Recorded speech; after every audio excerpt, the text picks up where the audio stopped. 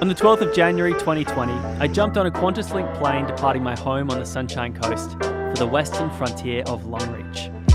Why on earth I would make that choice is a tale for another time, because today I want to focus on my place in the capital of the Queensland outback that I call home.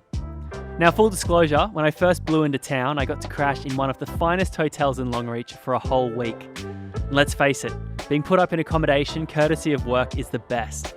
The aircon feels colder, the shower pressure and temperature is always just right, and don't even get me started on housekeeping. But alas, it was never gonna last, and I was lucky enough to call a colleague's place home for the next few months while I waited to hear how much longer I'd be out west for. In May, I was stoked to put pen to paper on an extension until the end of November, which meant the time had come for me to spread my wings and fly the nest for a more permanent place to call home. Enter Bower Road. I know what you're thinking. How can you possibly afford such a decadent abode on your modest budget? Well, it wasn't easy, and I put my shrewd negotiation skills to good use to barter the weekly rent down to $80 from $110. So by May 14, I was ready to move in. So Craig has just dropped me off at my new place for the next 6 months. I've signed a 3-month lease, so we'll see how it goes. It's right behind me here. So let's check it out. So, as you can see walking around, it's in need of a bit of TLC. You can look at the floors here. That's nice and dusty. My feet are probably black from walking on it. This is the main living area right here, as you can see in all its glory. It's a bit of a win, an extra win for me, because they come with this fridge, which I'm pretty stoked about, to be honest with you. Here's my kitchen. Got my stove and oven, sink, cabinets, you know, the usual fanfare when it comes to a kitchen. Now let's head in here. This is my room. Luxurious, ain't it? There's my bed.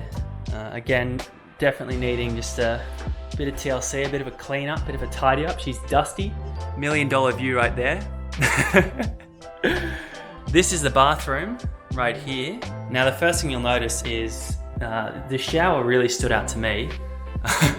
Not for a good reason, but she's humble. She's yellow. This is my sink over here. This is me. Hey, hello. One of the things I've found though is, say I switch on my water here, might come out brown. It comes out a little bit unhealthy looking, a bit of a smell to it as well. And then instead of draining like a normal sink, it actually just drops onto the floor, which is a nice touch. It's probably more time efficient for the plumbing system.